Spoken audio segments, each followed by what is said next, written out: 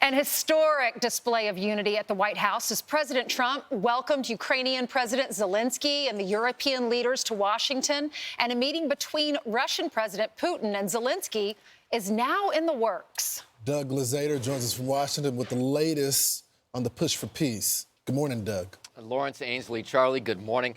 This was a meeting unlike anything we have ever really seen at the White House. President Trump played host to Ukrainian President Volodymyr Zelenskyy and 7 other European leaders, all focused on a peace deal for Ukraine. We've had a very successful day thus far. Important discussions as we work to end the killing and stop the war in Ukraine. We're all working for the same goal, very simple goal. We want to stop the killing. A simple goal, as the president says, but execution here is going to be critical. The next steps will be a bilateral meeting between Zelenskyy and Putin, followed by a trilateral meeting that includes President Trump. Now, the president immediately called Putin, you see him there on the phone there, to begin setting that up. The deal that's emerging would likely require Ukraine to cede some land to Russia, and in exchange, Ukraine would get a commitment of protection from the U.S. and European allies. The Wall Street Journal is reporting this morning that Zelenskyy is open to the idea of what they're calling proportional land swaps with Russia, willing, it appears, to cede some land, a point he was asked about yesterday in the Oval Office.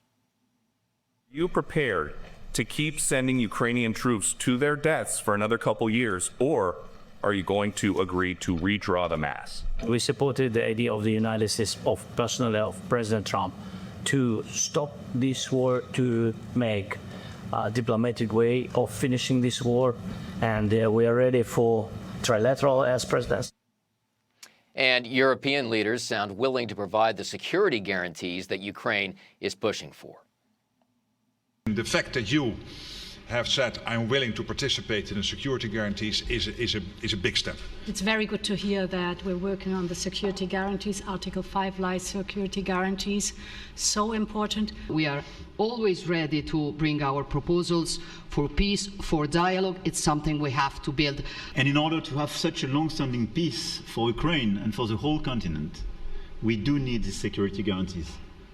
Now, we still don't know what form those guarantees would take, or if Russia would ultimately be willing to agree to a deal that provides Ukraine with essentially NATO-like protections, even though Ukraine would remain outside the alliance. And of course, the overarching question here, how serious is Russia about a peace deal? Our colleague Lucas Tomlinson just posted on X that overnight, Russia launched 270 drones and 10 missiles into Ukraine.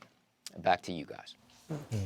Thanks, well, Doug. Thank you so much. I'm sure Putin didn't like the imagery yesterday of seeing the unity, but President Trump did speak with Putin afterwards, and we're being told within the next 2 weeks, hopefully there will be that bilateral, if not trilateral, meeting between 2 or 3 of the leaders, including Trump. So, Ainsley and Charlie, although this is not our war, the one thing that I left yesterday thinking is America is back in the driver's seat. Mm-hmm. Yeah. You saw the Commander-in-Chief, Donald J. Trump, leading discussions, trying to get unity around this issue. You know, they started this off, even in Trump 1, with this rocky relationship with Europe. They really didn't understand the way he did business. Even Zelenskyy, even Putin didn't understand how Donald Trump conducts things.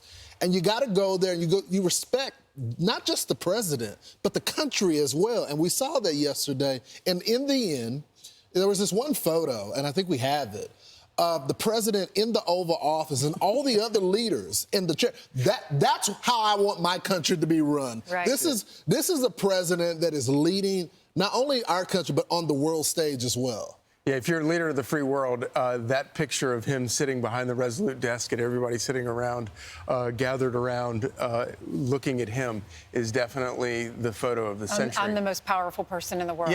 Yeah, truly. And, you know, and from my years of covering Washington, covering the White House, I can say I don't ever remember, and I don't think it's ever happened, where you had that many world leaders gathered in the White House and then even further into the Oval Office at the very heart of where the leader of the free world resides and where that power comes from. But it's not just the optics of it. It's also the fact that they wouldn't be here except that Donald Trump has been talking about, no, we're going to end the bloodshed. Too many souls are dying. They're not our souls, but they are Russian and Ukrainian souls. Too many people are dying. And we're going to, and he has managed to get Putin off of the notion that he will never agree to security guarantees, and apparently has gotten Zelenskyy and this crew off of the point that he's not going to give up any land. And that's an extraordinary feat. Well, what I noticed yesterday, we were all glued to it. I'm sure everyone across the country was watching yesterday because of the powerful imagery there, the real progress that was made, the sense of unity between Donald Trump and Zelenskyy and the European leaders. And it was on our turf and it was on our terms. And it's not very common to see all of these heads of states to be together unless they're at a summit. They're at a meeting that's been planned for months and months, if not years. But this was planned on Friday. President Trump flew to Alaska, met with President Putin. Right after that, the European leaders drop everything and say, we are coming to Washington, D.C. because we want to show unity. We're meeting with Zelenskyy together on Monday. But that takes a lot of coordination. A lot of security concerns are involved in having all of these leaders in one place at the same time. So they had to work through all of that and do it within a matter of days. Well, it also, Ainsley, went against everything that the media was telling us at the time. Correct. When you look at all the Sunday shows, they were saying that the Europeans were coming in to back up Zelenskyy. So he wasn't bullied. Yeah, so he wasn't bullied. And then you had Marco Rubio that said, that's actually just not true. We invited them all to be here. This is a collaboration. And you saw it in their comments as well. They were coordinated, although there was some disagreement, but they all got to the center point, which is, Mr. President, we all want peace. Right. Here's the NATO Secretary General who has been in lockstep with the president from the very beginning. Let's watch it. I hope the Americans see this. Probably one of his biggest foreign policy successes of his president, of Trump 47, is that during the NATO summit, we committed collectively to this 5% spending, including 3.5% on the core defense spending. That's the same the US is spending. He always said that he supported NATO, but he also expected the Europeans to pay up, to spend more. He has been successful in doing this. So today, the conversation was a conversation among friends, among close allies who respect each other, who like each other, who know each other very well, discussing how we can bring this terrible war to an end. And this is a goal we all have in common. And without President Trump, this deadlock with Putin would not have been broken. He was the only one who could do this, starting in February. Giving Trump all of the credit for this meeting. This meeting would not have happened if it weren't for Donald Trump. And we've seen him do this with other countries, with the Congo. We've seen him make deals between India and Pakistan and other deals as well. And India continued to buy oil from Russia. He said, all right, you're getting another 25% tariff. So now total of 50% tariff on India.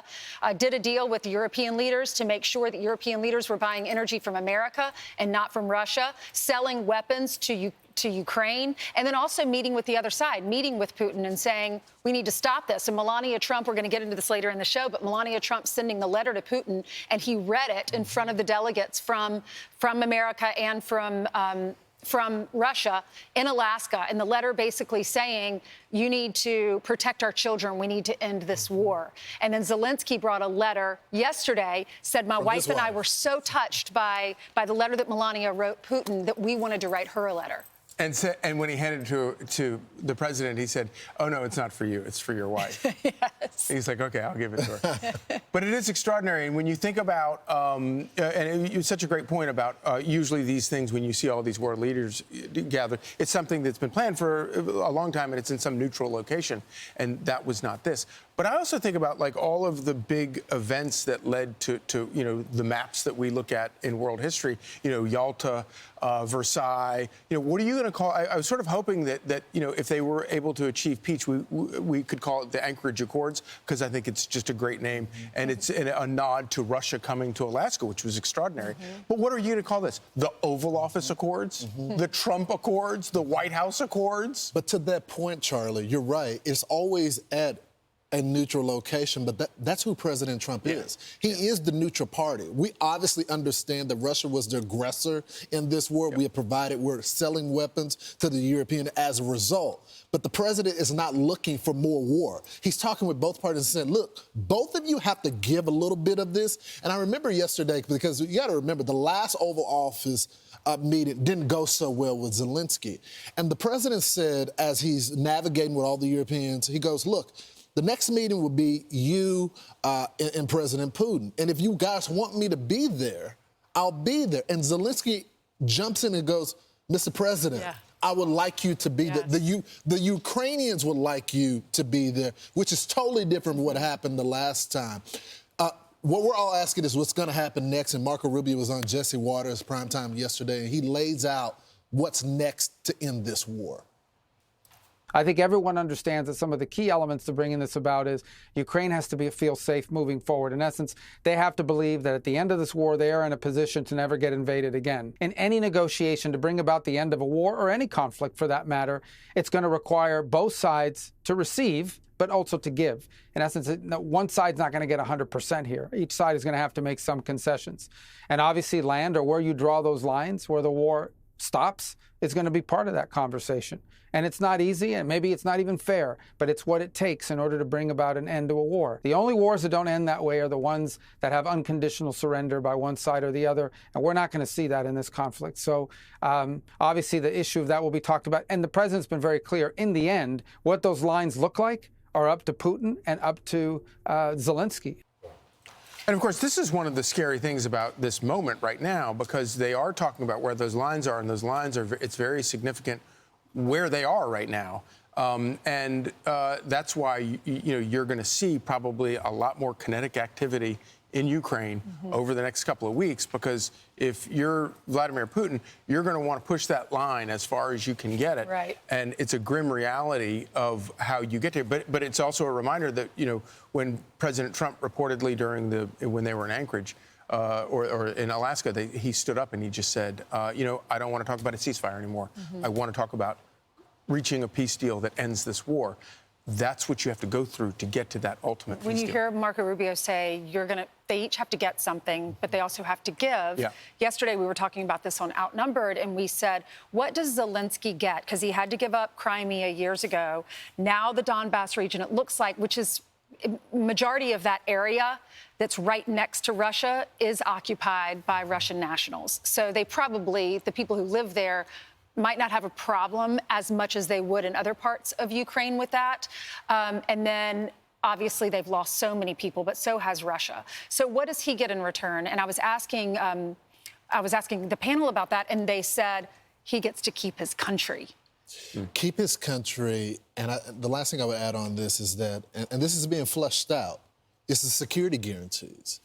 The idea that this would never happen again in his country because the United States and the European leaders have stepped up to the plate. Remember, none of this happens. Europe has no strength if Donald Trump doesn't tell them, you got to pay the 5%. Right.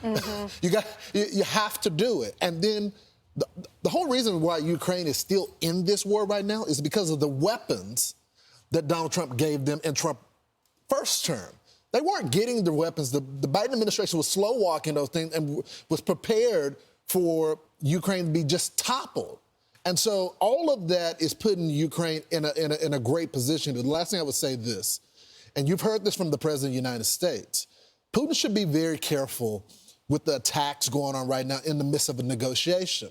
Because if you realize back, I guess it was like 2 weeks ago when the president really started to get angry with him, he said, you told me in the day that you wanted to negotiate in good faith, but in the night, you're targeting civilians. Right. So he has to be careful with that. We're going to be breaking this down. Lieutenant General Kellogg, Special Envoy to Ukraine in Russia, and General Jack King, they're going to be coming up later on. Well, Zelenskyy does plan to buy $90 billion in American weapons through European funding, and that's all part of the security guarantees. That was announced yesterday, and that Ukraine will manufacture drones, and some will be purchased by the United States. I'm Steve Doocy. I'm Brian Kilmeade. And I'm Ainsley Earhart. And click here to subscribe to the Fox News YouTube page to catch our hottest interviews and most compelling analysis.